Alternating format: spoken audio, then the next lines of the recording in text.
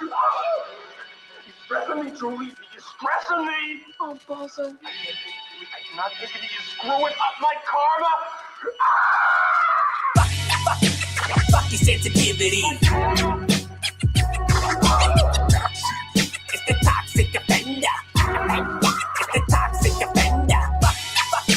Fuck your sensitivity. It's the toxic offender. It's the toxic offender. Being a target for these trigger-happy brats. Come to bitch and make them handicapped. Caught in my grassy trap. Then I torture you with gas and carnivorous alley cats. Stick you in the van of bastard unless you can crack a laugh. You think you're vanity to a substantial degree. But I bet you hate yourself cause you went financially free. I bet dismantling the weak and never canceling me. I'll take your opinion and shove it up your ass for a fee. Forming straight up out the nuclear waste. I'm like an animal wondering how the zookeeper taste. Mutilate a school teacher in the gooey paste. Say hi to your kids while I wear the youth leader's face. I'm running through the city yelling I'm the toxic offender. With a thickest time to read, stop the conscious agenda. I never plan to give up my obnoxious endeavor. But a feminist would like to see my cock in the blender. Fuck your sensitivity. It's the toxic offender. It's the toxic offender. Fuck your sensitivity. It's the toxic offender. It's the toxic offender. Killing in the junkyard, smoking radiated pot. Don't tell nobody I'm here for later, need a cop. Aiming at the top and I'm eager to take a fatal shot. Listen by your names, but I'm leaving them in a state of shock. Take a mop and shove it through your coronal suture. Your palmistry saying you got a horrible future. But I live to consume, I hunger for the consumer. They tell me that I got it all rhetorical humor. You're hypocritical, preaching about your code of ethics. At least you're present when I tell you that you're so pathetic. I jump back into the sludge, mutate my own genetics. I got the bold aesthetic, ain't no need to phone the medics. So up at Wendy's and dip your wing in the deep fryer. Only cause I found it here in my burger a week prior. Take a bite of a ginger kid, then I breathe fire. Looney, jump off the paper and kill the screenwriter. Fuck your sensitivity. It's the toxic offender. It's the toxic offender. Fuck your sensitivity. It's the toxic offender. It's the toxic offender.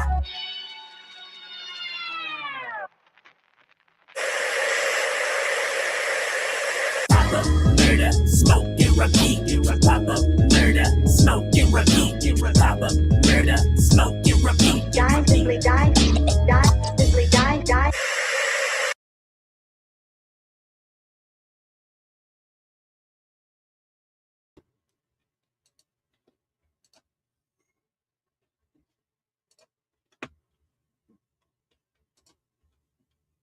What up, what up, what up? I think he's there. Maybe. What's up? You're muted. I'm muted? No, I Oh, am. there we go. Dude, that was What's going fucking on? dope. Yeah, for sure. Hell yeah. Hey, Toxic how long offender. ago? How long ago did that come out? I think it was like 2021 is when we released that one. I want to say, yeah, something like that. Right after like the COVID era. Yeah, I think a lot of that time was spent doing that whole album, Toxic Offender and shit. So, yeah. Oh yeah. So,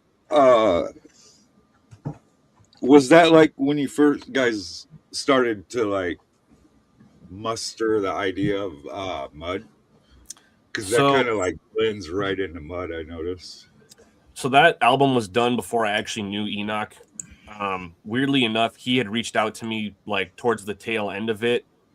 And actually, I think he had done the artwork, some of the artwork on the inside of the physical CD. When you open it up, there's like this green television that has the track list on it. And he drew that shit for me. And it was like, he had reached out to me. I don't even remember what he reached out to me about. He just like sent me one of his songs and I was like, this shit's pretty dope. And then we just kind of started talking about horror movies, and I just like let him do that for me. And then I guess you could say it was a predecessor to the Mutanoid Underground Dwellers, even though it was like years and years before it. But like I've always had kind of that Trauma-esque style to my mindset and my approach to music and shit. So I was like, it's time to like make some sort of like toxic mutated fucking album that's an ode to one of my favorite movies, The Toxic Avenger, right?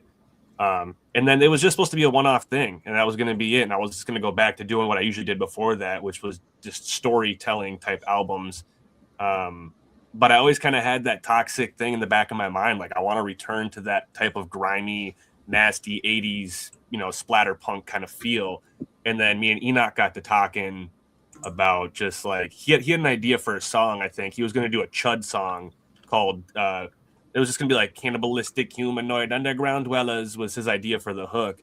And then we got to talking, and it eventually became like a collab. And then we switched it to Mutanoid Underground Dwellers. And we made that song, which was on one of my last albums, one of my last solos. It's just a song called Mutanoid Underground Dwellers, right? And then from there, we're like, we should fucking do something with this, something more. And we took 2 years to plot that shit out. And after 2 years, we finally had the album finished. We had the whole gimmick ready, and we threw it out there.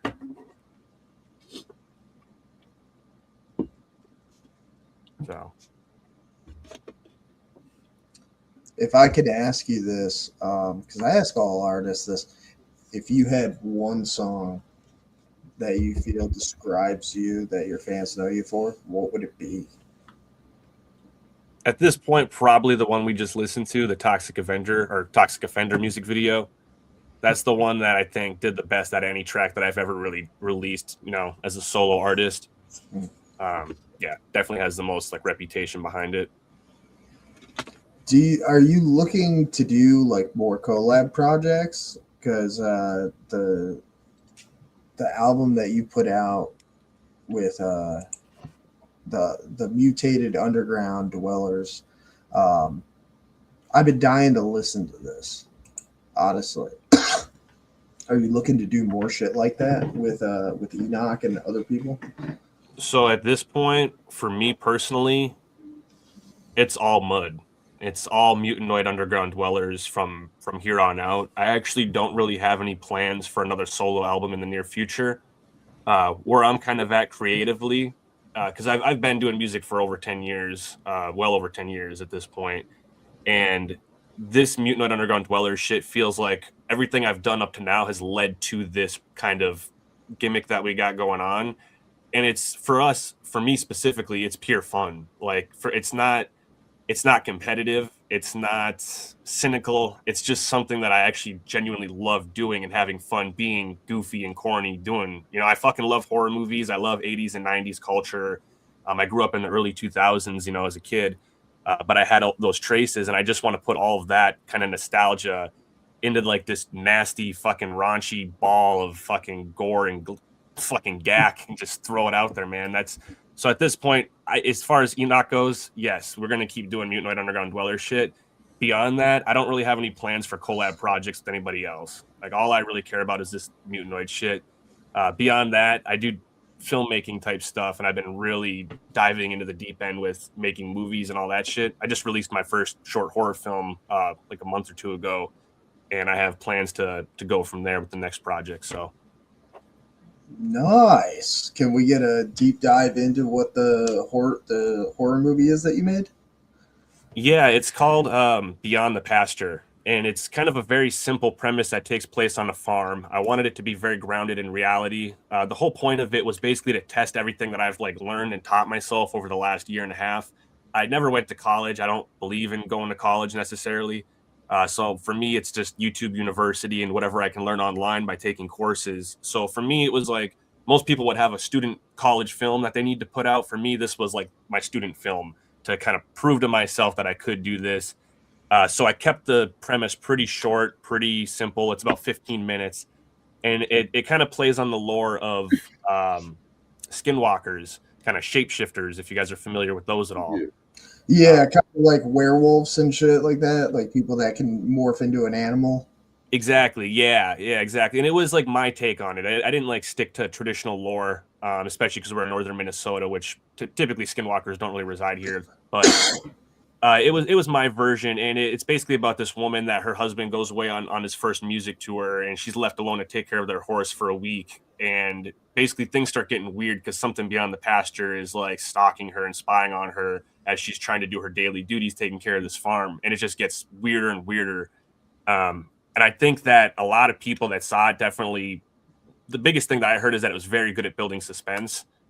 Which necessarily wasn't really what I was going for necessarily. I mean, obviously I tried to have those elements in there, but really I was just trying to make this atmospheric, creepy film that just gives unsettling vibes. It actually plays off as more of a thriller horror than a traditional horror, which is something that I was aware of. And going forward, I'm going to be leaning more into like gore type 80s horror, 90s horror, if that makes sense. Yeah. Oh yeah, dude, you're talking to somebody that loves fucking horror movies. I gotta ask you, when it comes down to horror movies, though, you have the original icons. You know, you have Freddy, you have Jason, Leatherface, Michael, all of them. What do you think today's current day and age, when it comes down to horror movies and cinema, that they're doing wrong? Do you think it's that they're not holding the standard, or are they just are they running out of ideas for slashers and monsters? I think the very first thing that everybody is fucking up on, and this is like damn near everybody, is they're not paying attention to the score. They are just, every movie, generic music. Just like, you need to have something iconic. The things that made those films so great wasn't just these awesome characters that they portrayed, because let's be honest, some of the acting was kind of shit in a lot of those movies, but it was the fucking music. It was the music that brought the film to life. So here's a story about Jaws. When they first were making Jaws and they had the first rough cut, there was like no music to it, right? Nothing. There was no none of that shit. And the critics hated it. They asked the fucking producers, they all fucking hated it. And then they had to go back and they had to get it scored, and that's what brought the fucking thing to life. And then all of a sudden it was like, holy shit, this is like something else now. Right? So it's the same thing. You got to have an iconic score to your films to make them stand out, and nobody does that. They just go and get stock music from libraries and throw it in there. And that's the thing I'm going to do different with my movies. Is I'm actually, as a producer who makes music, I can actually score my shit and try to make it as iconic and unique as I want to. Beyond that, it's just, I think there's a lot of noise out there. I don't think people are really, I think people are making stuff to make stuff. I don't think they're necessarily making things that need to be made. I think people need to slow the fuck down and just consider, is this thing that I'm making even worth putting out there amongst a sea of shit that's already shit? Yeah. Like, nobody's like making stuff from a place of passion and a place of like, this is my golden idea, I got to get this out there. There is some people doing that. There's a lot of people, like some guy just like blew up on the indie scene. He just like premiered his movie. I think it's called Iron Lung or something like that. Yeah. And I didn't see it. I actually don't know anything about it, but I heard that it just fucking blew up the box office from like an indie filmmaker standpoint. And it's like beating out Hollywood films and shit, which is just crazy, you know? My younger brother actually just saw it, and he was like, dude, you got to go see this. I was like, okay. I still haven't seen the fucking new Silent Hill movie, and I just beat the fucking game, so. I missed that one. We were going to go see it, but yeah, it slipped us. I did see that Primate movie, and I was actually surprised. I actually enjoyed that Primate movie. I didn't know nothing about it, and that movie had a decent score. Like, it wasn't super iconic and memorable, but it did something with the music, like as opposed to a lot of these other movies, you know? Yeah. Do you remember the movie The Gallows? No, I can't say I do. I don't think I own that in my collection. So the promo for this fucking movie was they were like, Freddy has his razor glove, Jason has his machete, Charlie has his noose. And then the whole fucking movie is literally these teenagers running through their fucking school in the middle of the night because they all have to do a play. And apparently the first time this play was done, a kid ended up hanging himself and ended up dying on stage in front of people. And his ghost is apparently, if they do this movie or if they do this play, his spirit comes back and starts hanging people and shit like that. The antagonist showed up during the last 2 minutes of the movie at the end and attacked fucking 2 officers. And I'm sitting there going, where the fuck was this dude throughout the whole movie? Like, where the fuck is Charlie, motherfucker? Damn. Yeah, no, I've never heard of that fucking film. Interesting. Is it worth watching or should I avoid it? It was fucking stupid. Like, it had all this. Dude, it came out 10 years ago, had all this fucking hype leading up to it, and then it just fucking fell flat, and they were planning on making a sequel to it, and I was like, please don't. Yeah, just let it die. Move on. But that's the thing with, like, I've noticed with, like, the horror movie scene is, like, they just keep remaking shit. And like Nightmare on Elm Street, they remade that. Fucking everybody was pissed because they're like, it's not Robert Englund. I was like, okay, well, look at Nightmare on Elm Street when it first came out. You know, it was iconic for its time period. Now they're trying to move it up to time for this newer generation. And just all the old school fans kind of shit all over it. And I'm sitting there going, well, it's better than if they would have got Kevin Bacon to play the fucking role. See, I'm one of the guys that shit on it, though. I hated that fucking movie. And I've actually tried to go back and watch it with an open mind, and I couldn't make it 20 minutes in. It's like something about the cinematography and the character. It's like, even beyond how shitty the portrayal was of Freddy, it was just not a great film for me. I just wish that Robert would do something with it. I wish he would at least voice Freddy, because they could do a mask. Like we've all seen it. We know that they could do the look on anybody as long as they have decent body posture and movement. That have like Robert do the voice still, and it would be fine. And they're not even doing that.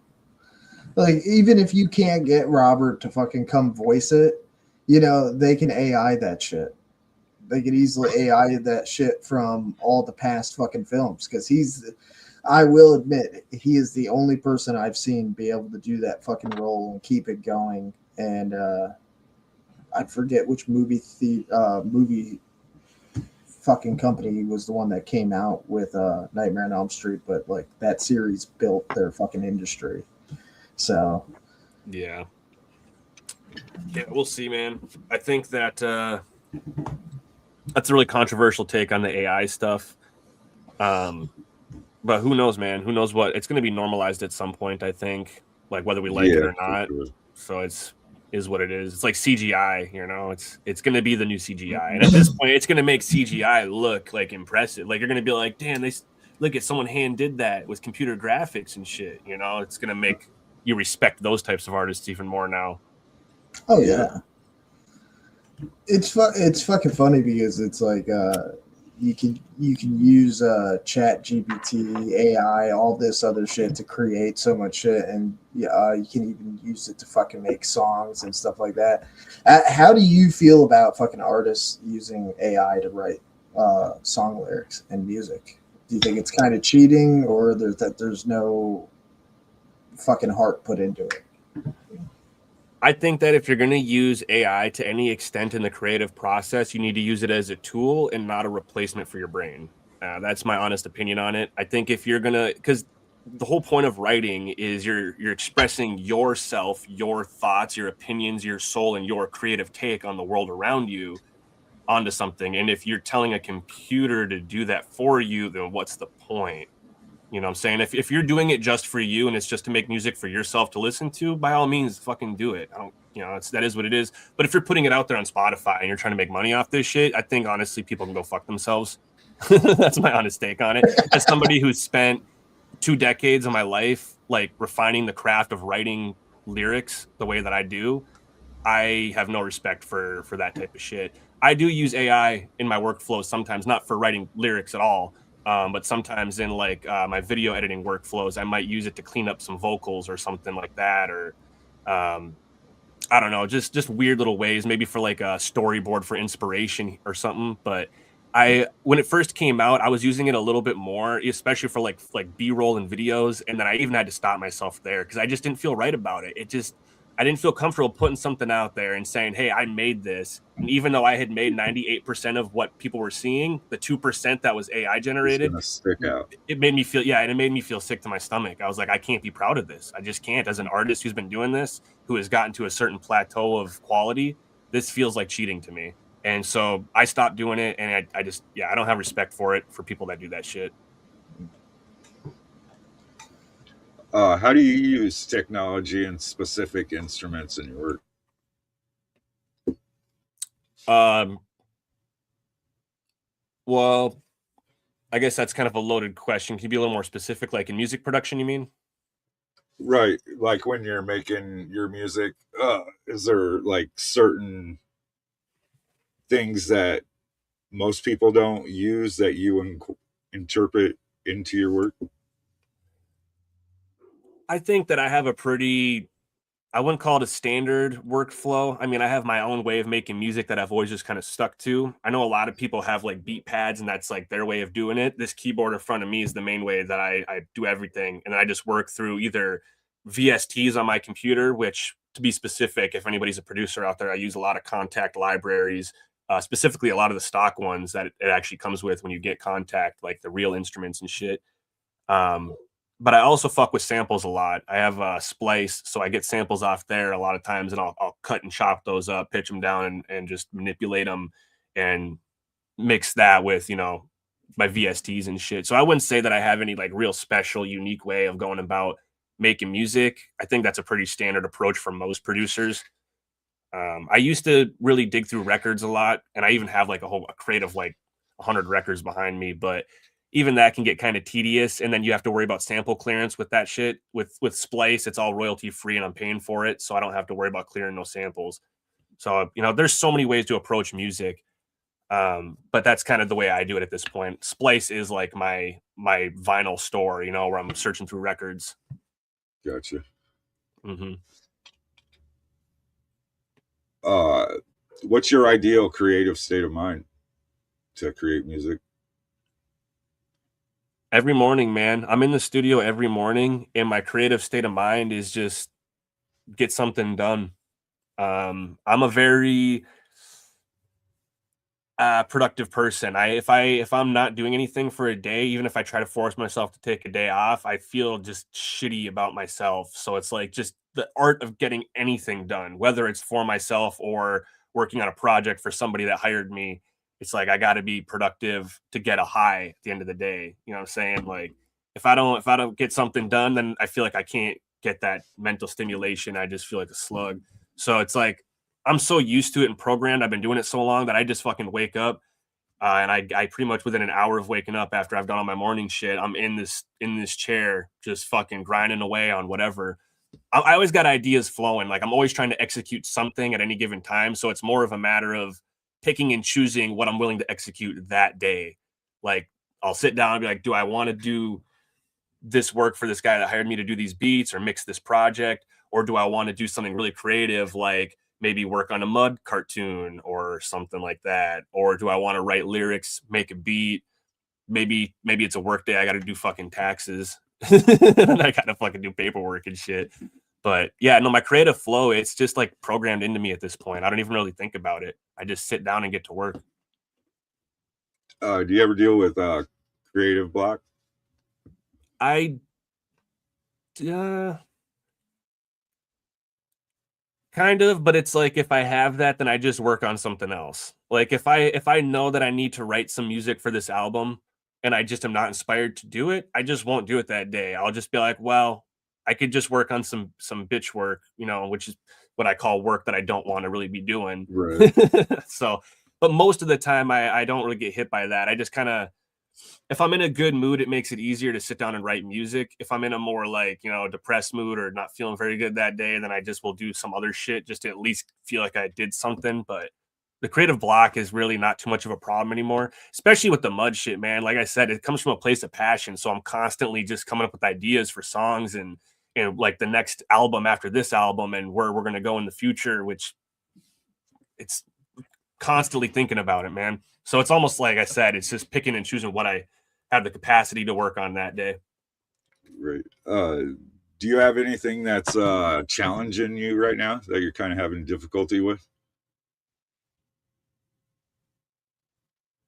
Pretty much just balancing trying to be an aspiring filmmaker and being a musician is like the hardest thing, I would say. And then beyond that, balancing that with a personal life is never easy. I'm married, I've been with my wife for 10 years. We've been married for like 3 or 4, but you know, we don't have any kids, so wanting to balance like being an aspiring filmmaker with making music, and now being 30 years old and wanting to have kids in this fucking fucked up world that we live in. That's like the most challenging thing right now, I think, is just balancing the mental with the things that I have set out to accomplish. Hashtag married life. Yeah. She's awesome. She's super cool. As you can see, our whole house looks like this. This isn't just my room. This is our whole house looks like this fucking room. Yeah, it's crazy. Me and my wife did the same thing to our old apartment. Don't feel bad. We literally just hung up like all of our forever faces and like horror movie shit all through the house. Hell It yeah. was funny when the landlord came by to like show people the place when we were getting ready to move out, and they just saw the shit on the walls, and they're like, "The fuck is this?" And I started giving them the tour, like, "Hey, I'm always looking for new faces." I love that. That's awesome. So you're inspiring to be a filmmaker. Obviously, from the sounds of it, you're going to go down the route of like trying to make horror movie shit. Shout out to Mr. Eve who's in the chat. Is there a specific film that made you go, "Hey, I want to go down this route with it"? Oof, that's a tough one. It's really hard to pinpoint it to a specific film because I think it's just an accumulation of a whole lifetime of films. I mean, at the end of the day, a lot of horrorcore artists, I think, want to tell horror stories and create characters, right? I think at the end of the day, it's safe to say, who wouldn't want to make a fucking horror movie, right? I think we all would like to write and create our own horror movie. And I think it's just everything that I've learned in my journey up to this point has kind of brought me to that place where I'm privileged to be able to even consider making my own independent feature film. It's not like we have any funding at all. I've just kind of learned to do things on a budget and make them look, you know, better than what, you know, that we can afford. We got right. Yeah, exactly. So I mean, if you guys ever see my film on YouTube, you'll be able to be like, you know, I'm not trying to like be egotistical here, but you'll be like, this quality looks more than a $200 film. And at the end of the day, that's all the budget really was. Beyond that, I own a lot of the equipment that we use, and I've spent years just accumulating equipment and actually like purchasing it instead of renting it out. I'm a firm believer in like owning the stuff that I use, so I don't have to worry about just anything. You know, having the sustainability to just go out and do what I need to do when I need to do it is powerful. So it takes years to bring yourself to that point. Like, yeah, it's not overnight by any stretch. But again, I feel like I'm privileged to even be able to start writing a film and pursue this type of path. So have you tried doing like any independent film,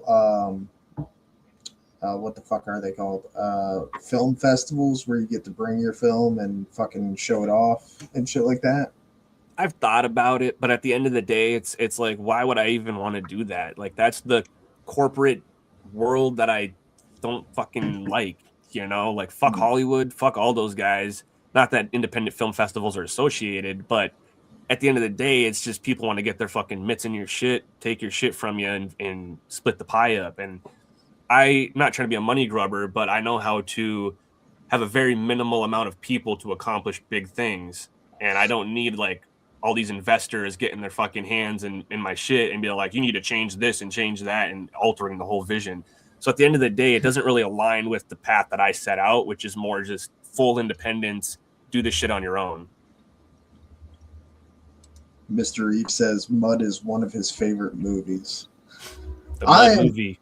I am going to check this the fuck out now because I just downloaded the Humanoid Underground album, so fuck. Now I'm going to play this track.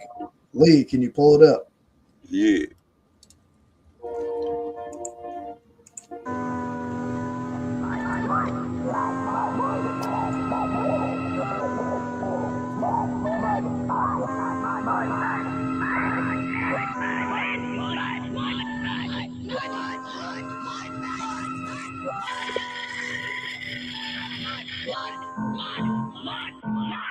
Underneath the pavement, we waited so anxious. Mutanoid dwellers crawling under your quit making up stories about us for entertainment. You think we're make-believe? Sorry, but you're mistaken. An unstoppable force of nature like Jason, awakened by the black magic and the pagan statements. Resurrect the dead and forsaken. A bank with the blood from your radio station. Ah, here we come, crawling at the mud.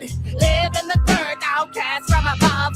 Hurry, better run. We come for the blood. Two ugly motherfuckers that were never shown love. Serpents, slithering words from my tongue. Murdering verses so perfectly done. I worship the earth, but I'm cursed by the sun. A worthless person whose virtue is none. It's M-U-D. Everything we do it for the free.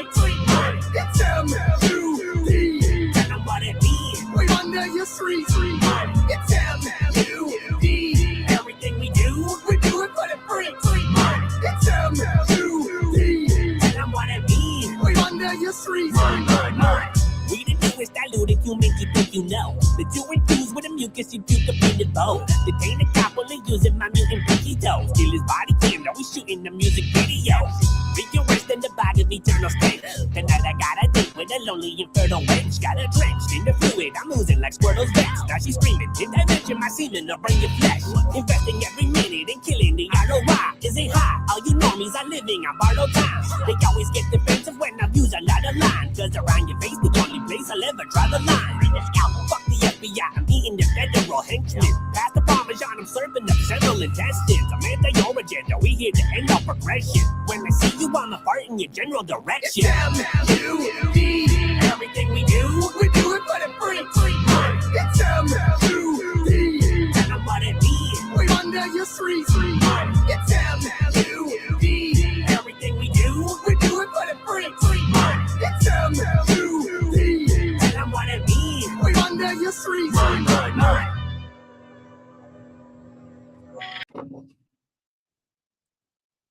Mud. All right, I'm going to be honest with you because I'm very hard to please, and a lot of people that know me know this about me.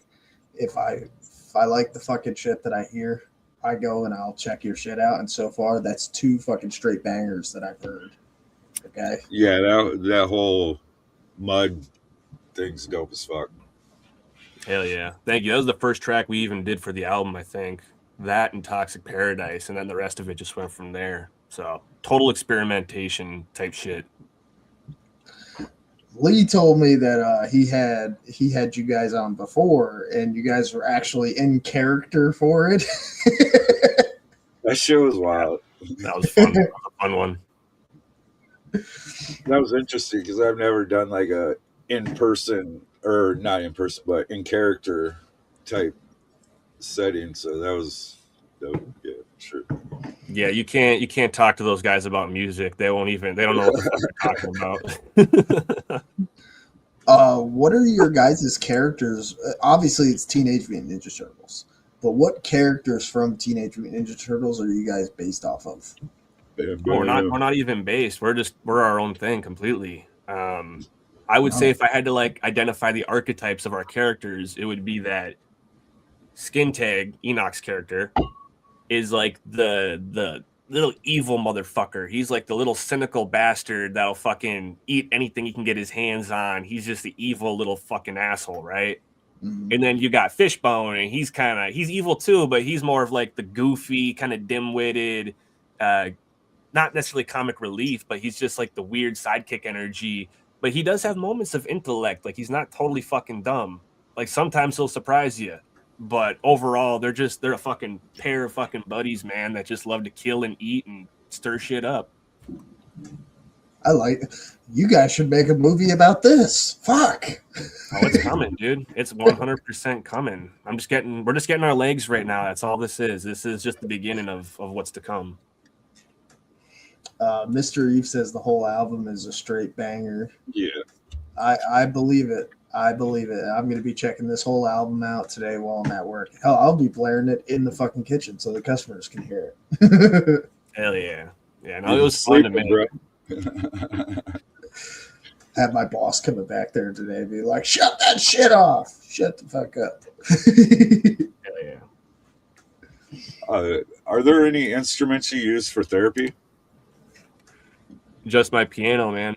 Piano. That's the only instrument I can really play is piano. I really can't play any instruments to save my life. I've started trying to learn to play bass, but I just am not the best with it. I can do some pretty basic shit. But for some reason, piano, I don't know, maybe it's because I'm used to playing on or typing on my keyboard and shit. Maybe that's why it transitions better. But I've been able to learn a lot of songs on this. And when I'm just feeling some sort of way, I just play some jazz riffs or some tracks from my favorite movies, you know? Like I got some like if I hear something in a movie that's on piano, I'm like, I like that shit. I'm like, I'm gonna learn that. I'm gonna take the time. I'm gonna take a week to fucking learn how to play that. And I'm a slow learner because I can't read sheet music at all. So like I'm as primitive as it gets. You know what I'm saying? But I figure it out by the end of the day. I watch YouTube videos on people playing so I can learn the finger placement, and then I just practice over and over and over hundreds and hundreds of times till I get it. So yeah, I'm very slow with that shit, but I push myself till I can do it. That's funny because I actually play bass. Oh, that's awesome. What got you into piano? I've just kind of always revolved towards it ever since I was a kid, but I didn't actually start playing until I was an adult, which is the weird part. I started making beats when I was like 14 years old, I think. And I started in like the dumbest way possible. It was I had GarageBand on my fucking iPod, my iPod Touch back when those were a thing.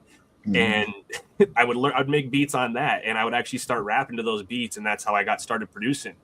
But I wasn't EQing or compressing or any of that. I was just building the fucking beats out and learning the composition side of it and how kind of like subconsciously learning music theory without actually knowing music theory. And so I did that for years and years until I eventually got like a cracked version of FL Studio on my laptop, learned how to start making beats on that, and I actually released one of them, and it was pretty shitty. It was a Jaron Benton type beat. I put it out there, right? And the fucking thing got like 7,000 views. And on my YouTube channel, this is back in the days where it was really hard to get fucking views on YouTube. It's still hard, but it was really hard back then. And I got 7,000 on it pretty quick. And I was like, what? Do I have like a knack at this shit? And I was like, okay. Refresh. So that's how it started. So then I actually went and like invested in a better laptop because mine was crashing out. I actually paid for FL Studio. I was like, I'm going to do this shit legit. And then I actually started my business. This is 2017 now, and I'm like 19 years old or something. And I start Ill Fortune LLC, and I get a BeatStars account, and I get a website, and I start putting beats out. And they just started doing pretty fucking well. I did that forever, man. Like I did that for the last 10 years, I think, or close to it, like 8 years, something like that. Yeah. Who are some of your biggest influencers growing up? Aside from the obvious ones, they're pretty all obvious. It don't necessarily have to be music or anything. It could be something else. Yeah, I'm trying to think outside of music. It's really hard. I mean, I guess Rob Dyrdek as a entrepreneur, I fucking revolved around him a lot. Like the whole Robin Big Fantasy Factory thing really is that's the kind of person I wanted to be, because I come from a background. I'm a BMX biker, I'm a snowboarder, and I'm a skateboarder. So I do like a lot of extreme sport type shit, especially growing up. We used to film it and put it all over YouTube. It's still out there. If you ever go back, you guys could probably find it. Not that I necessarily encourage it, but I grew up in that skater, BMX, snowboard lifestyle, and just wanted to be that type of entrepreneur that was just on TV doing wild shit. Because we used to do Jackass type shit too and film it and just be fucking crazy kids, you know? And I just always wanted that type of lifestyle. So he was like a big inspiration growing up, I would say. Yeah, outside of that, like back to music, I would say like the obvious ones like ICP and Necro and a lot of those guys I grew up listening to and Twisted and shit. But I mean, I guess we could all kind of say that, so that's no surprise. What about outside like the Juggalo realm or whatever you want to call it? Oh man, I'm so selective with music, to be honest. Like, there's nobody that I really revolved around too heavily where I would even call them super impactful on my life. I jumped around a lot with styles. Like I listened to pop punk for a while, then I had a brief stint with like pretty basic mainstream metal. Like I think what is it, like Five Finger Death Punch or something like that. Like I bounced around so much though, but I wouldn't call them like impactful or inspirational. It wasn't until I like transitioned from Eminem to ICP that I really started getting a sense of like, these guys are where I want to be. I want to follow that bit, like not even from a musical space. I wanted to emulate their business tactics of how they started Psychopathic Records and how they came to be with that and built it all from the ground up. That the whole underdog story of building something independent by yourself with like, you know, your team, that's the kind of shit that I just love. You know, I love those stories. Yeah. Yes, exactly. Pioneers are trying to do something kind of different, kind of offbeat, and just having fun with it, you know, but just building it up and just being fun and wild and televise it. What are your top 5 all-time artists? Throw like 2 of the artists from outside our normal culture. Oh man, that's such a hard fucking question. And I have such a terrible memory too. I'll start with inside the culture, and I'll kind of start more recently, I think. Lee Carver is like a huge one that I really love his sound, which is why it's so crazy that him and I are working together now. But yeah, he was already one of my favorite new rappers in the modern era of this scene. Beyond that, I would say I really fuck with Jaron Benton, but more so old Jaron Benton. I don't like a lot of the newer stuff that he's been doing. No. I just kind of tuned out after a while. Nothing against him, you know, he's in his lane having fun riding it, but you know what I'm talking about, like the My Grandma's Basement era. Yeah. That was the shit, you know, free basing with Kevin Bacon type shit. That was just like real lyrical Razor shit. blades and steak knives and shit. Yeah, that was some good shit. Fuck. Trying to think of who I even actively listen to, because I'm like, I don't even listen to music as much as I probably should, just because I listen to a lot of instrumental type shit, like a lot of retro synthwave type crap nowadays. It's like horror. Right? That was cool.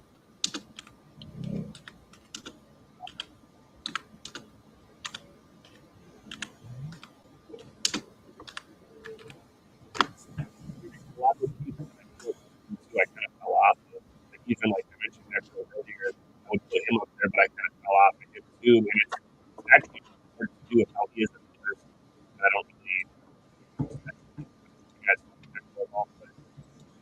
And I don't really rock with him anymore. So I mean, it's hard to say who my favorite artist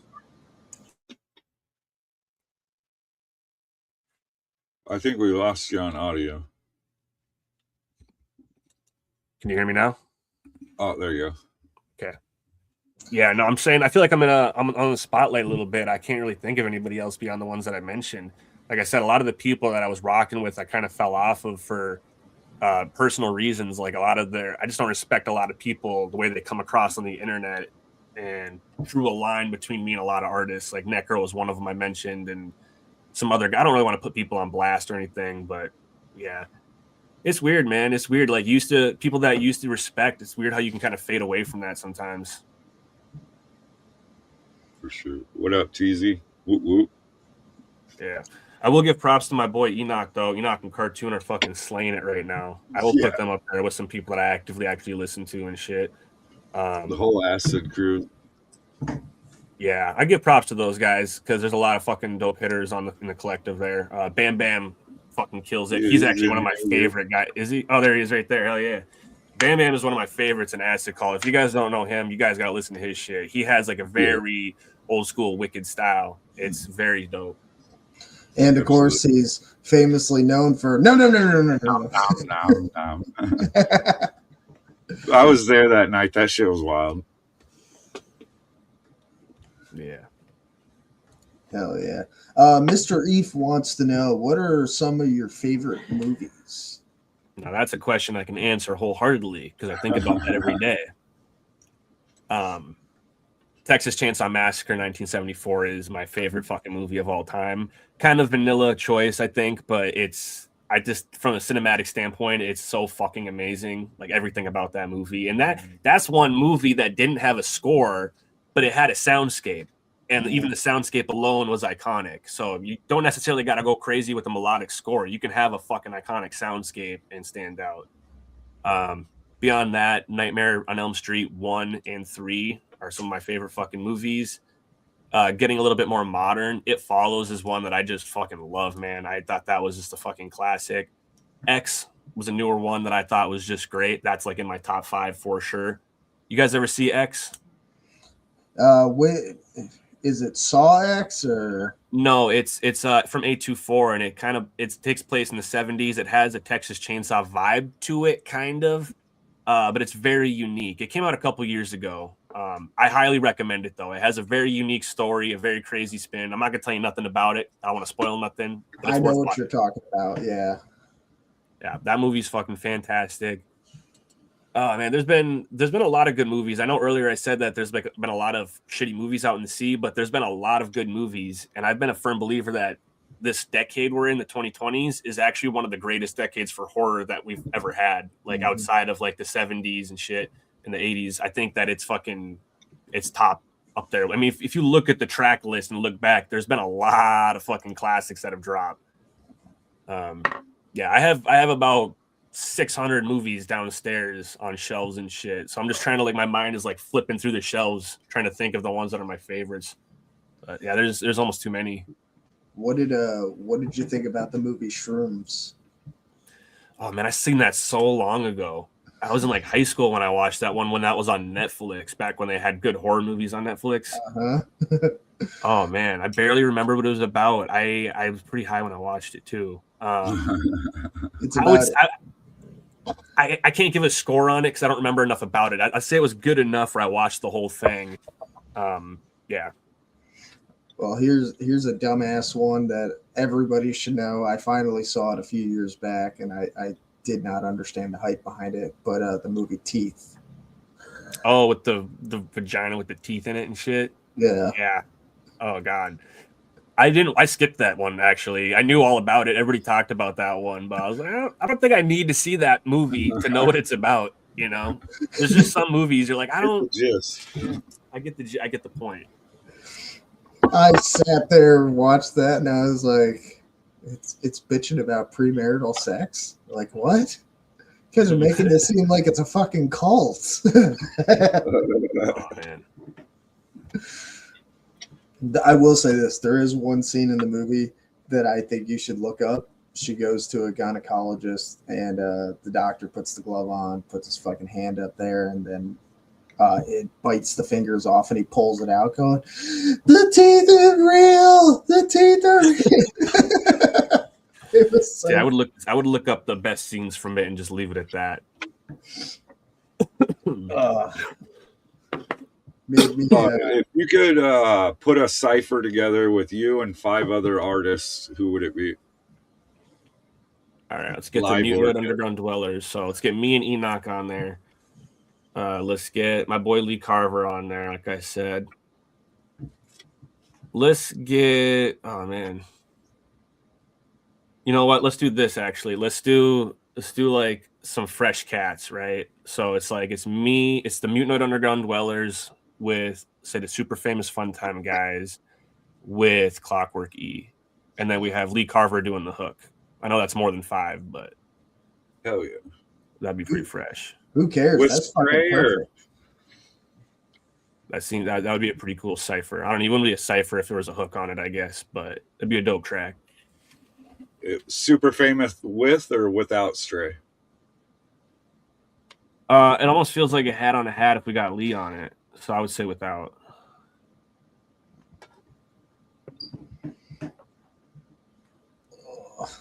All right, so I have this other song that you sent us pulled up. It's called Survivor Girl.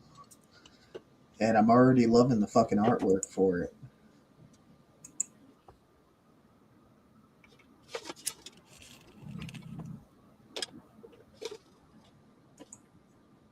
Whoop, my bad.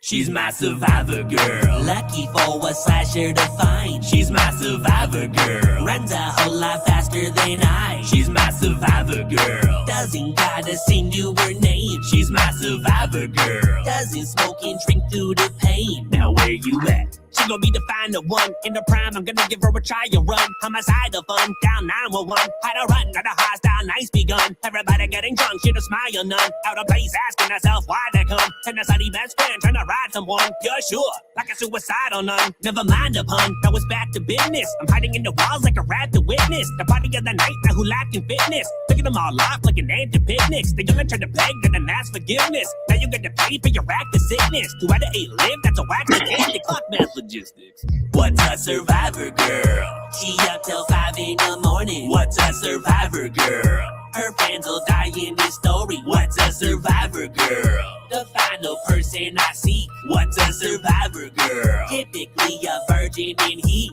Ooh. Yoo-hoo, where'd you go? Good God, girl, I never meant to scare you, no.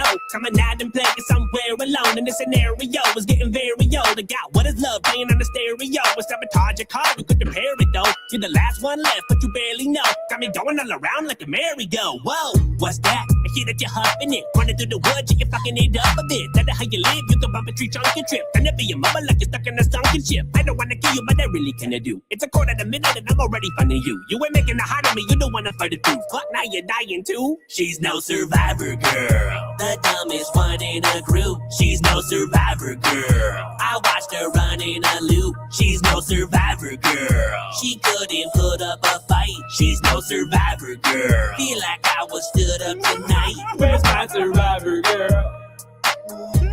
I need my survivor girl. Where is my survivor girl? Yeah. I need my survivor girl. Survivor girl. Yeah.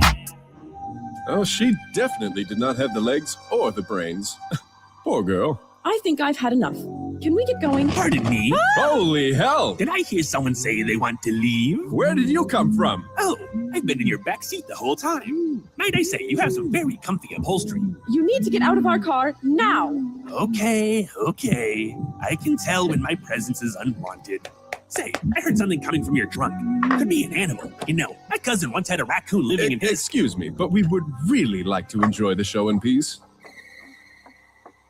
Yeah, no problem. I'll see you both later. Let's hope not too soon.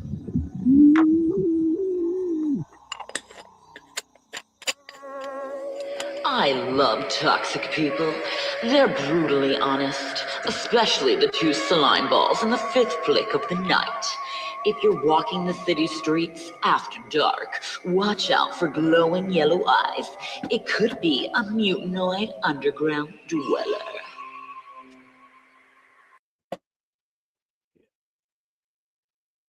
Hell yeah, you got that little shout out in there at the end. Yeah, that whole album, it plays out like a horror anthology, which is something that I've always wanted to do. So it's like about these 2 people at this weird macabre drive-in theater out in the middle of nowhere at midnight, and they're like being shown this horror marathon of all these weird fucking horror movies. And so every song is a different horror movie, and between each song there's a skit about them, but then it also plays on the screen. There's like the host that's like she's like an Elvira type of host, and she's the one hosting the whole thing. So it's like a whole fucking story from start to finish. It's honestly, I like the artwork. I like the fucking artwork and the setting for it. If you had to pick, because I have this theme going with you so far. When it comes down to Survivor girls, what are your fucking rules for them? Oh man. First off, she can't just don't hang out with any virgins is the first one. Because if you hang out with a virgin, you could get caught in a crossfire. You know, she has a better shot at being a Survivor girl than you do, especially. So be really careful.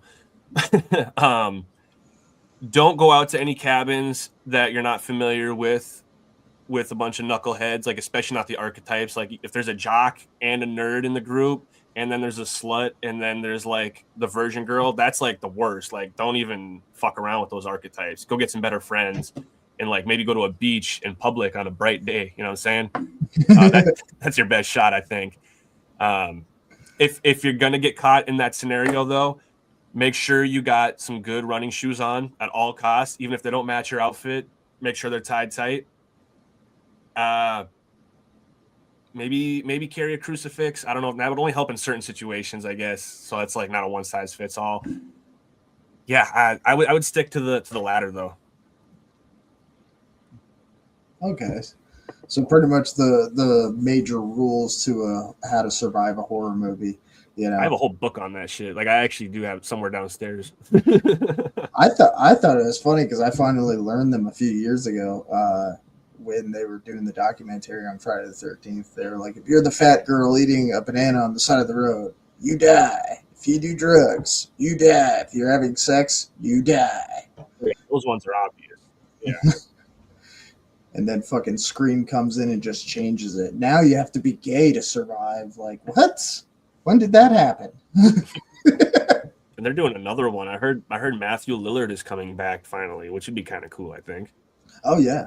He I don't know if you saw so the 27th of this month is not only the big drop for the Resident Evil fan base because Resident Evil 9's coming out, but Scream 7 is coming out, and this is supposed to be like the final one. And he's supposed to be making a return. They also announced that they're making a third Five Nights at Freddy, and they threw it in at the end of the second one that Matthew Lillard will be returning as the killer rabbit.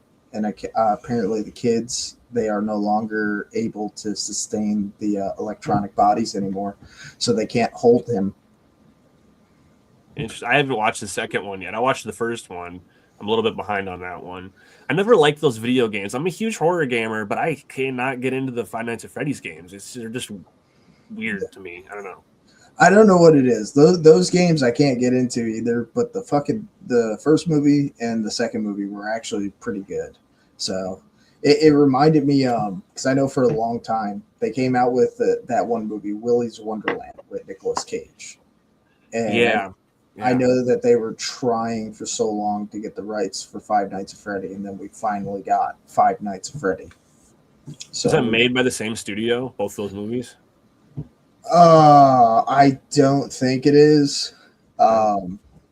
It might be, but I know like there was another horror movie. It was low budget where they were doing animatronics were killing people, and everybody was like, "Oh, the fucking studios are biting off Five Nights at Freddy because the games and shit like that," and everybody was fighting for the rights. So. Yeah, well, there's a huge audience for that shit. I mean, power to them. They did a good job creating a cool franchise. I like the style of it, but yeah, does not for me with the games.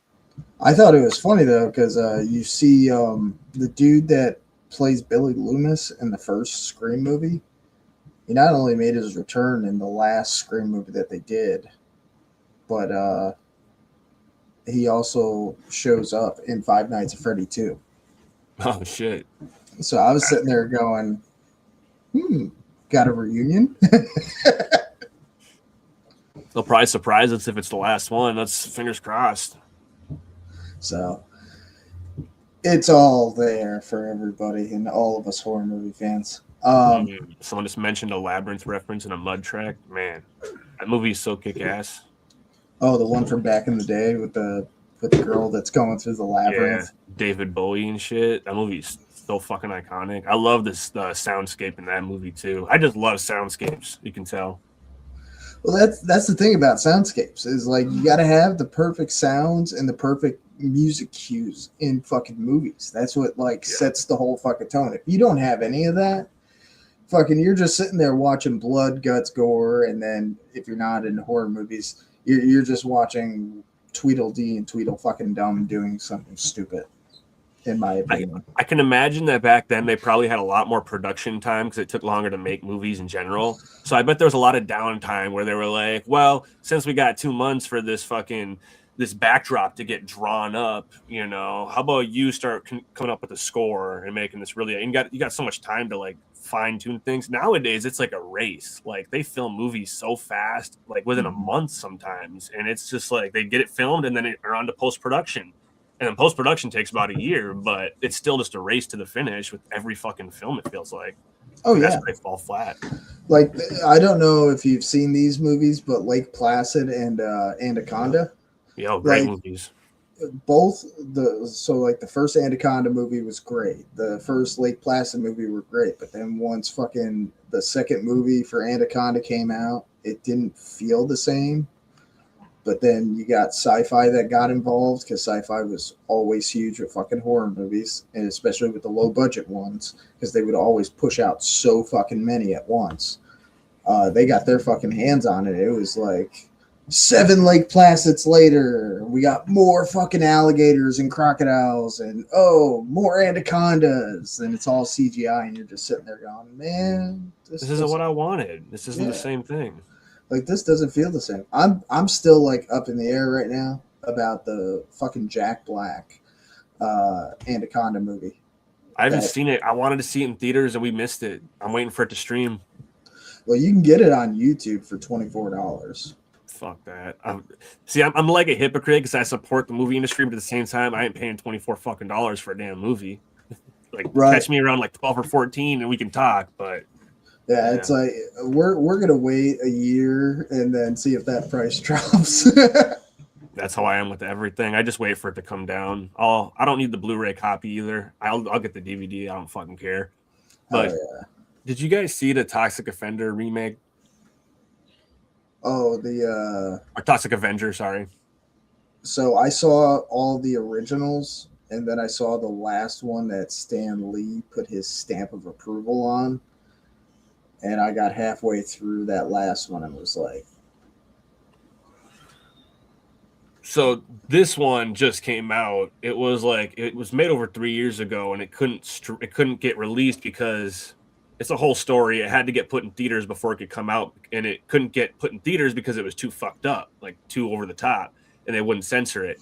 And so after Terrifier 3 came out, basically what ended up happening was that movie did so well in theaters that the distributor for that movie went and picked up this one and released it. And it's like a complete remake. It has Kevin Bacon in it, Elijah Wood, and Peter Dinklage playing Toxic Avenger. It's pretty fucking wild. It's actually worth watching. But if you guys haven't seen it, I won't fucking spoil it or say anything. Go ahead and spoil it because then I'll end up buying it. And I'll watch it. I will say overall, I actually loved the movie. I thought the pacing was way too fast, though. And I thought that the gore specifically was way too fast. Like, that's the whole reason that movie, Toxic Avenger, is what it is. And they had good gore, but it was like blink and you'll miss it type of shit. You know what I mean? So it's like they could have slowed down and put more thought into that, and then it would have been a masterpiece. Aside from that, Toxie looks kind of fucking weird. He has like this big fucking red eye. It's super, super off. So I've seen like little shorts and little clips here and there on YouTube of it. Let me ask you, what did you think about the originals of the Toxic Avenger? Because like I remember me and my wife about 2 years ago sat down and watched all 4 of them, and we were just like, that last one, just with everything that's going on in like today's day and age, especially, and I hate mentioning it, but with fucking cancel culture and shit like that, I'm sitting there looking at it going, this was made to piss them off.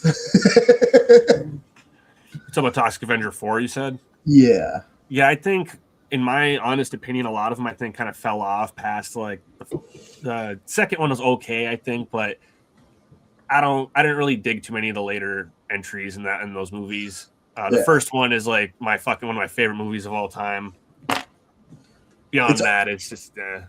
The first one's always iconic because usually the first one, and I've heard this from other movie critics, the first movie for a series is always the best, and then everything else after it somehow falls short or doesn't live up to it. And I think the reason why 2 and 3 didn't do as well is they didn't use the same guy as Toxic.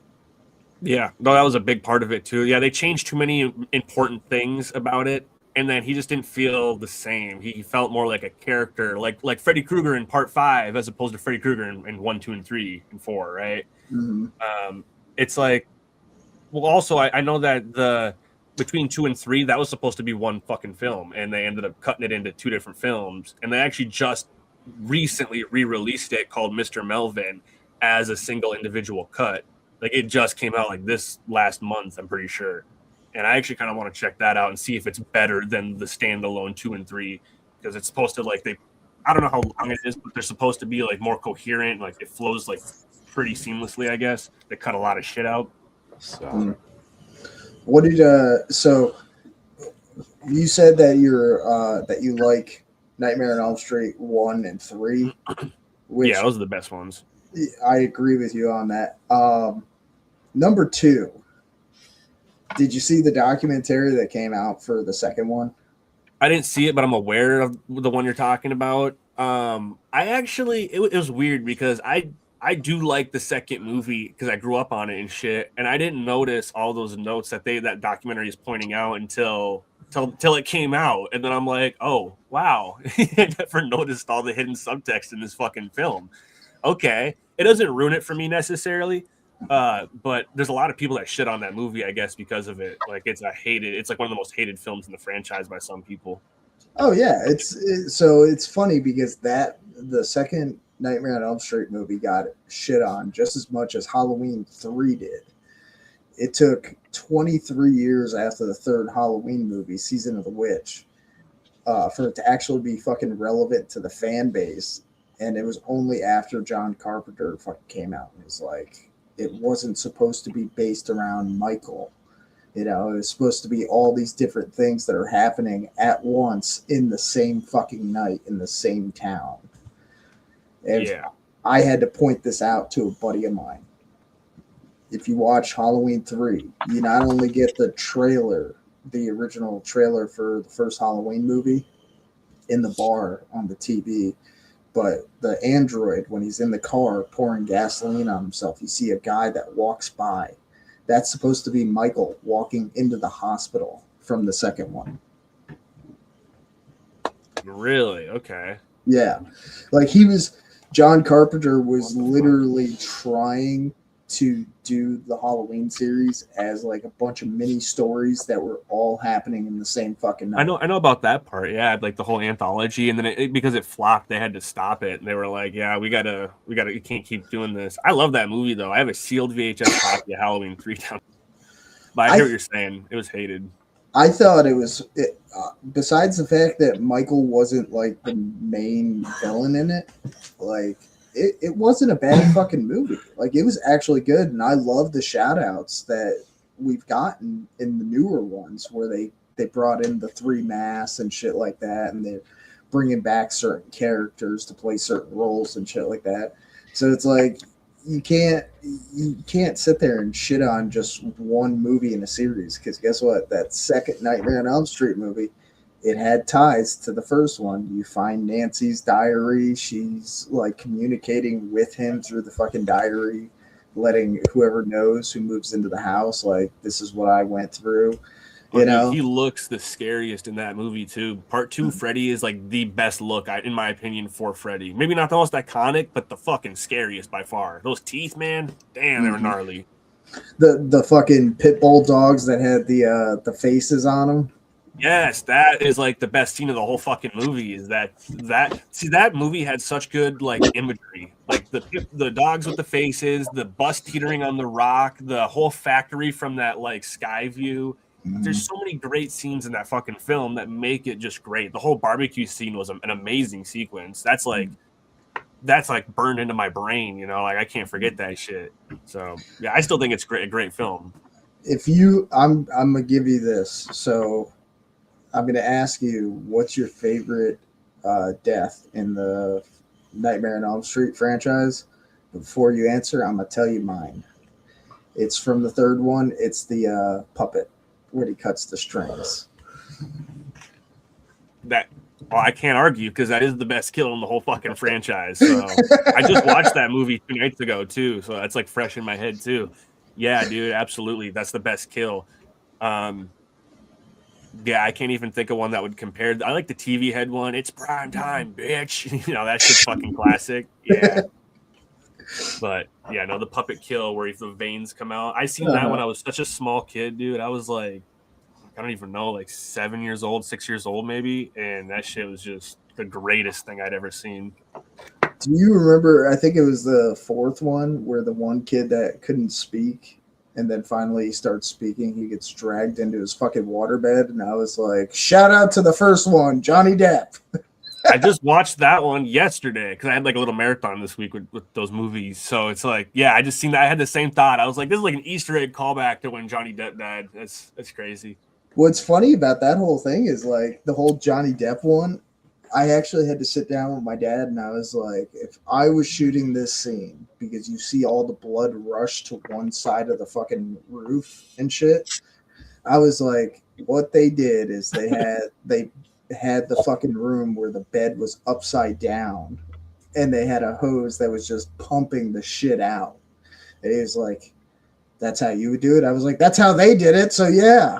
Not only that, but that whole room was built on a giant gyro thing so that whole room could rotate. That's how they did the beginning scene. I think was in the same room. They just decorated it different, but how she's on the ceiling and shit, they had that whole room like rotated and shit. Yeah, so apparently when they did that with the blood scene though, like it started like spilling onto their equipment and causing like short circuiting and like, yeah, it was super dangerous, like a huge fire hazard. And they had one take. They only had one take at it, I think, and that was the one they used. My dad thought it was funny because he was sitting there watching all the blood rush to one part of the fucking room, and I was like, yeah, that's because that's where the drain was. I was like, everything was on a slant. Yeah, no, that shit's wild, man. Can't imagine having that kind of budget. Oh man, the good old days. I wish you would come back. I wish film would come back. I wish there would be more stuff shot on actual film cameras, like specifically like the 90s, I think had peak film cameras. Bring those back. Like I know Jonah Hill shot a movie called Mid-90s, ironically enough. It's a skateboard movie, and he filmed the whole thing on an old 90s camera, and it looks so good. It looks like it was plucked from our childhood and then placed in the 2020s. It's fucking crazy. I recommend it. What was your thoughts on Texas Chainsaw Massacre 2022 that was released on Netflix? I am a little. Okay, so overall, I like the movie. I own it. I actually, because they didn't make it on DVD or Blu-ray, I had to go on Etsy and buy it from somebody who custom made a case and like a printed disc, and it's actually legit. It has a menu and everything. It looks great. I needed it for my collection, but I thought that I didn't like the setting or the characters. Like I didn't like the cast that they chose for the most part. I liked the guy that worked in the mechanic shop. I thought he was a pretty good call for that film, but most of the kids, I couldn't stand them. Couldn't fucking stand them. I didn't like the look of Leatherface. I didn't like his mask and shit.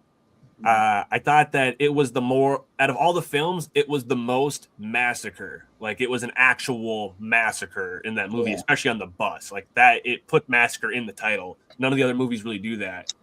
I will say that I liked a lot of the callbacks to the outfits. I thought they were on the right trail with like the right apron, similar shirt, you know, the right tie, the right saw. I don't know if the saw was completely accurate. It might have been like slightly off, I heard. But they almost nailed it. The mask just didn't do it for me, right?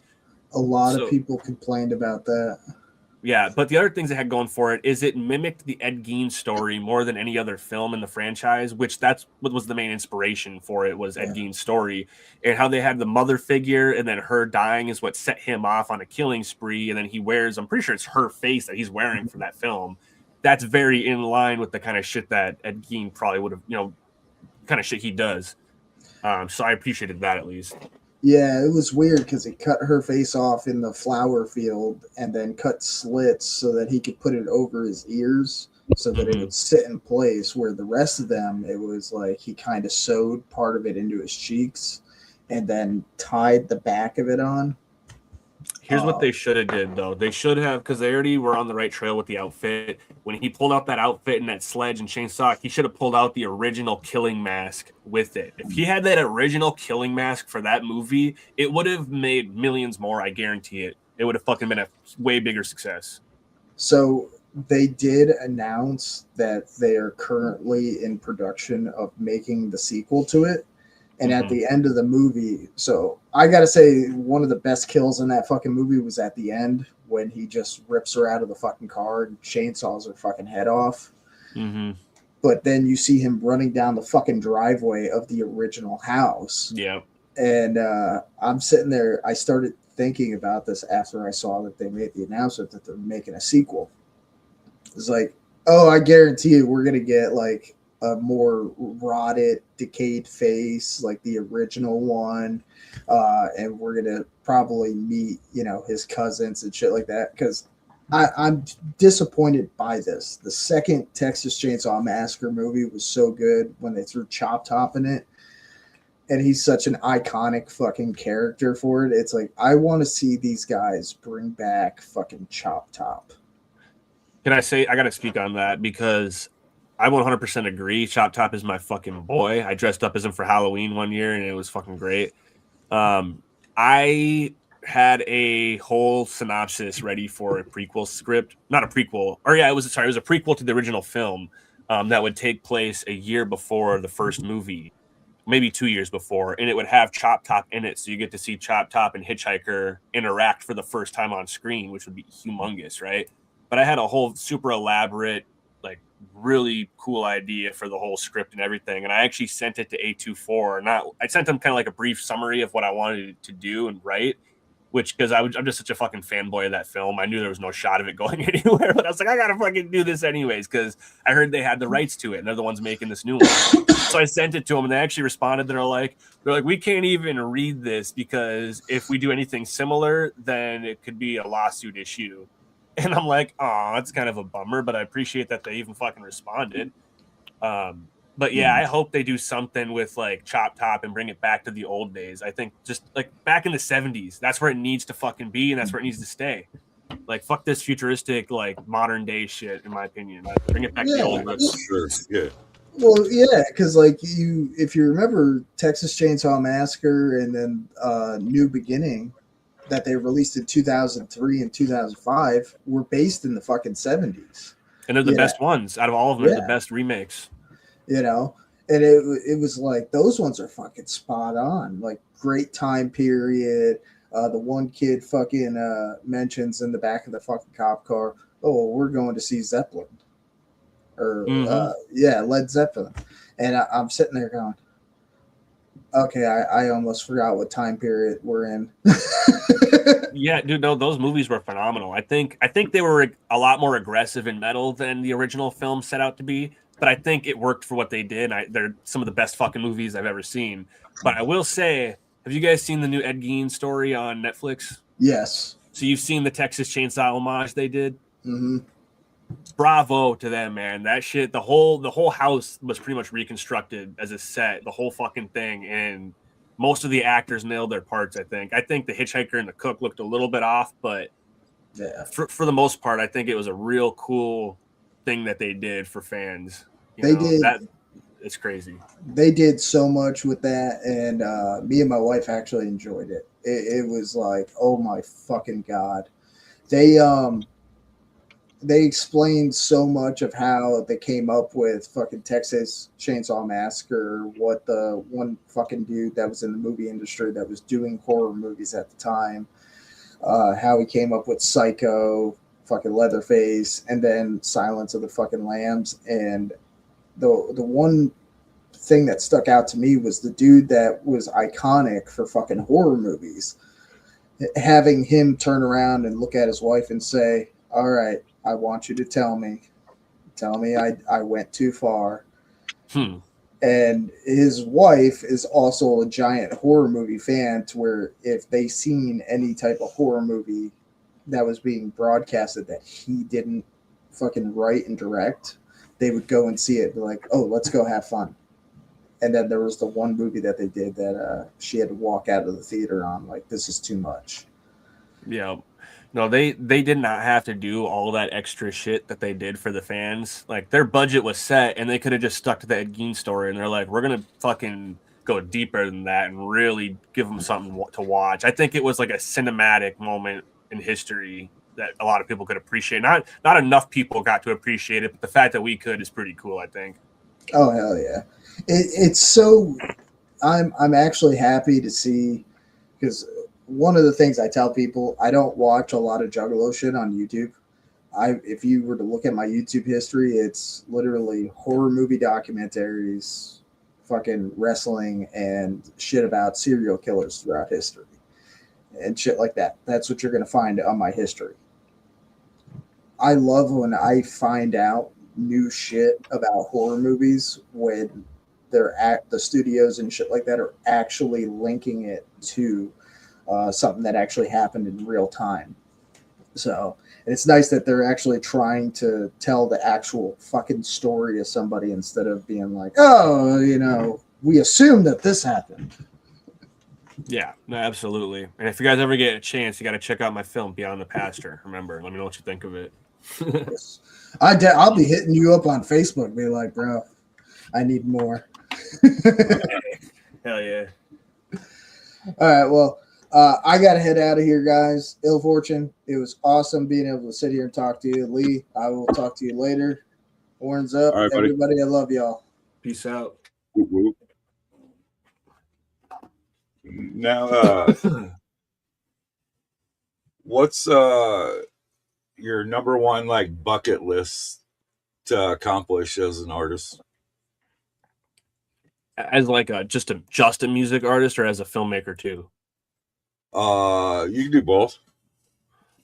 Well, as an artist, it would be to have some sort of community established, a community of grimy little mutanoids, freaks, maybe even some surface walkers if they're cool, but really just seeing this mud shit out to the end, man, like fully realizing it. Like I said, I got a million ideas for where we can take this shit, and we're already putting in the work every single day to make it happen. So I think just having, you know, a community that we could have a festival, you know, have like a movie at some point, headed towards like an animated series, even comic books, which may or may not already be in the works.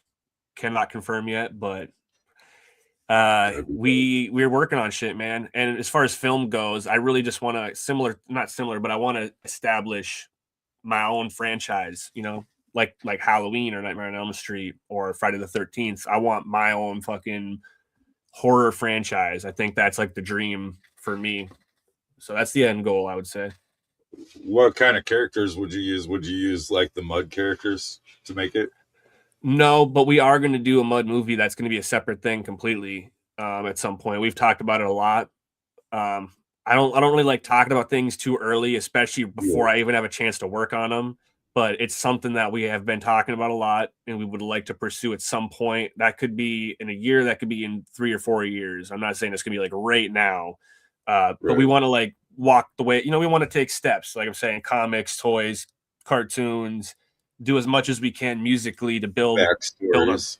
Yeah, exactly. Build this shit out and work our way there. We don't just want to come right out with the movie, especially if not a lot of people know who we are yet. So let's take our time with that. But no, I want to work with a more for horror. I want to work with like the supernatural type of slasher killer type, closer to like a Pinhead or a Pennywise or a Freddy Krueger type of killer. I don't want to just make another Jason Voorhees or Michael Myers. I think that those work, but I think that they get stale, and it's really hard to do something with those types of character types. You can get pretty creative if you're going supernatural killer. I don't like what they did with Pinhead myself in the new shit. Have you seen that? They all pretty much suck. All the new shit does. Honestly, I like the first film. The first 2 films are the best in the Hellraiser franchise for me. Beyond the first 2, I kind of get lost on. They get lost on me, honestly. Even the remakes and reboots or whatever. Yeah, they lost their way. Yeah, it's sad. There's a video game coming out that looks pretty fucking fired, though. I've seen some trailers for that. I'm pretty excited about that. So you're a big gamer? Yeah, I game pretty much almost every fucking night. I wouldn't say exclusively horror games, but pretty much just horror games. It doesn't matter if they're asymmetrical, story based. I'll hit whatever. Yeah. You got any plans of touring in 26? I can't say we got plans, no, but we do plan to hit some pretty big shows. We're gonna do what we can to make it happen as the Mutanoids. You'll be able to expect us at probably, I think, Tunaka Cabra, which is the thing that Cartoon and Enoch host over in Michigan. We actually haven't done a live show as the Mutanoids yet, so that'll be the first official one when we pop up there. Beyond that, we're gonna look at some bigger ones. Like I said, I don't want to like drop any names, but we're gonna see what we can do. 2027 looks like a better year for touring, but who knows? Who knows what's gonna happen? Somebody could ask us on a tour, and if the stars align, we might just join them. Anything like Ill Fortune in 2026, or is that going to be 2027, 28? You think? So I don't got plans for a solo for Ill Fortune right now. I am working with, I'm working with Lee Carver right now on some shit. Beyond that, it's just the Mutanoids. So I've been doing so much Ill Fortune shit. I already got like, I don't even know, like 5-6 albums or something under that from the last decade. And I've said a lot of shit. And I feel like I said earlier, it's been leading to where we're at with the Mutanoid shit. So at this point, I have a lot of shit to say from the perspective of Fishbone. You know what I'm saying? So I think that's just going to be a main focus so I can put everything I have into this aside from what's going into the movie crap. So. How many do you guys plan on in Mud? How many characters do you guys plan on bringing? Oh, man. Well, we've already brought on Ringworm, which is Cartoon Bondurant's character. He's like the first official like on-screen character I think that we've aside from Louis Lux, which we ate Louis Lux in the Eat the Rich video for those who have seen that. He was like a corrupt CEO. Video. Hell yeah. And he is eaten, but that doesn't necessarily mean that he's gone. There's something about radioactive feces that kind of sustains sentience. So we'll see what happens in the future lore as we expand this whole thing. But we do have plans to bring on more characters. It's just a matter of what means we're going to use to do that, whether it's through the comics or first maybe through songs and then later on through more visual elements, kind of like how Ringworm came to be. I mean, we did that song first without even having a name for that character. And then that kind of came around when we did the music video for Manipulated. We're like, we got to fucking name this guy. And they came I think Cartoon came up with Ringworm was the victor.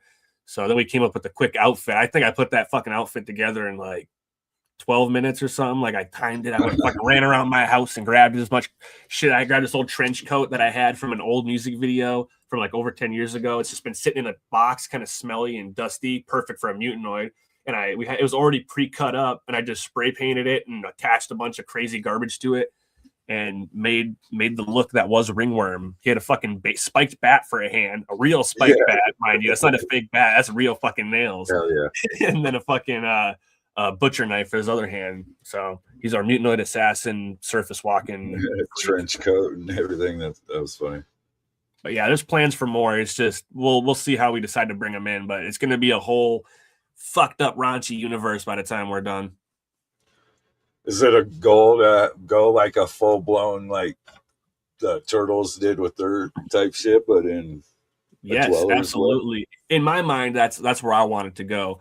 I mean, we've talked about it a lot, so there's no real debate about it. But it's just a matter of how long is it going to take to get to that point where we can really flesh this out and expand it. We're being pretty strategic, I think, about how we're crafting a lot of the stuff behind the scenes. It's really hard to say without spoiling anything.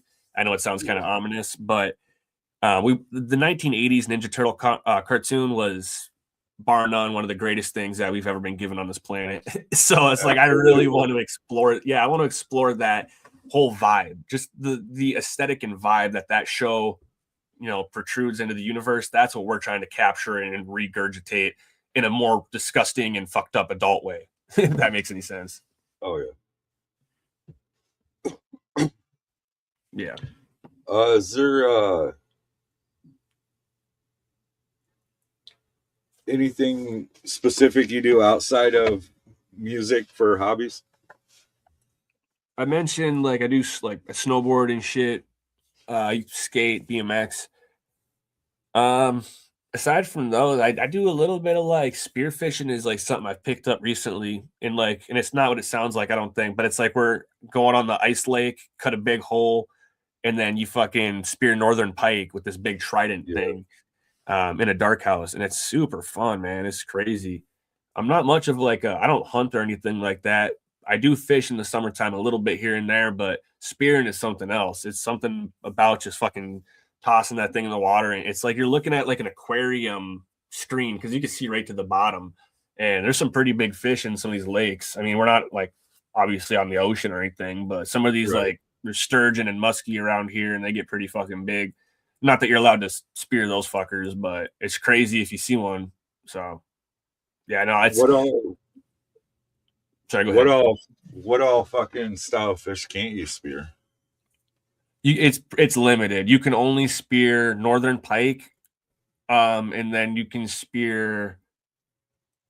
I think you can spear catfish, but they're pretty rare. I think that's because they're a pest fish. They like eat the eggs of other fish and like cut populations down.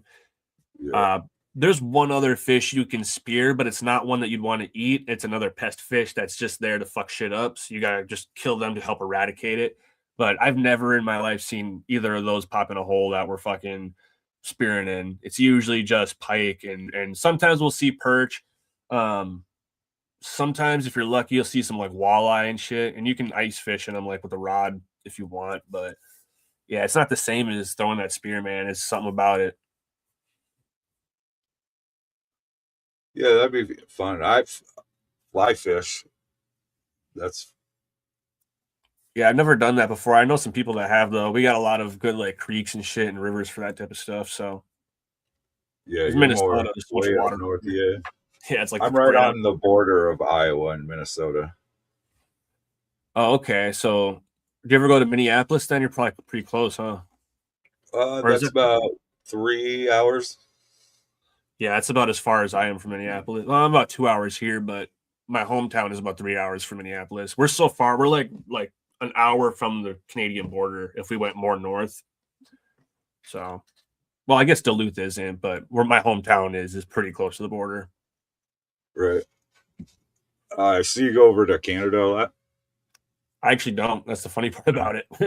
We're just so close, but I've actually only been one time, and it was when we were passing through. We actually went through, I think, Sarnia, so like north of Detroit, and we went through like some strip of Canada, just cutting through because we were going to the East Coast, and it was quicker to go through Canada than it was to go all the way around the Great Lakes and shit, you know. So we just did what was fast. But and it's so weird being in Canada, man. Fucking kilometers. I hated that shit. Yeah, that would fuck me all up. Mm-hmm.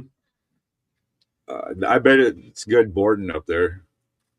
The Upper Peninsula gets a lot of snow, which is like more of like northern Michigan, Canada area. I haven't done too much riding up there, but they get fucking hounded. Usually, if I'm gonna go snowboarding for like real conditions, we'll either go out to Montana or we'll go to like Oregon or some shit. That's where like the best conditions are, in my opinion. I don't fuck with Colorado really or Utah. I will never go to Utah because they don't fucking the weed laws there, man. I'm not getting arrested for fucking having a seed in my nug. Are you kidding me? Fucking Right. Mormons. Shit.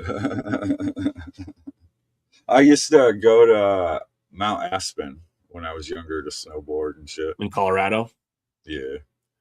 Yeah, they're kind of really expensive from what I hear. They're like full rich resort type. And I don't really fuck with that. I like mountains that are more, they're run like small ski hills, but they're on a giant mountain, which like if you ever go to Montana, Breckenridge is like my favorite place on this fucking planet to go snowboarding so far. It's pretty awesome there. Hell yeah. You want to let people know where they can find all your stuff, music, merch, any type of stuff like that? So if you walk out your front door and you walk to the street, you'll see there's like a vent in the road with steam coming up, and just toss some bottle caps, maybe some underwear, maybe a cold piece of pizza down there, and then just give it a couple minutes, and all of a sudden CDs and like stickers and shit will start flying out. That's the quickest way. Other than that, you can go to like illfortunemusic.com, and that's where it's like the hub for everything we do. Even the Mutanoid merchandise is on there. We use that as a way to like sell all the shit that we're putting out. But other than that, we're everywhere. We're on Spotify, we're on YouTube, iTunes. Ill Fortune is what I go by, or the Mutanoid Underground Dwellers is that's the new shtick. So yeah.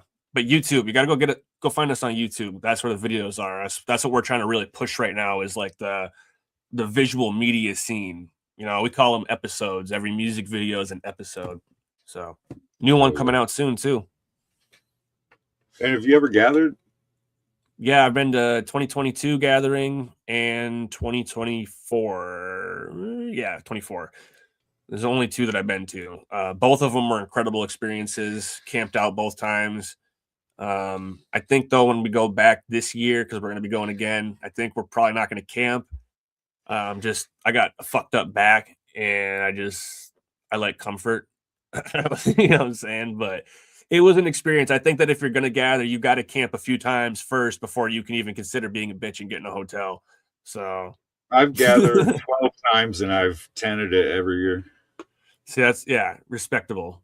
Yeah, I think all I got is a tent. I don't have like an RV or a van or anything. And I'm not going to pay for a car pass. We have like a lot of makeup and shit to do for the Mutanoid shit.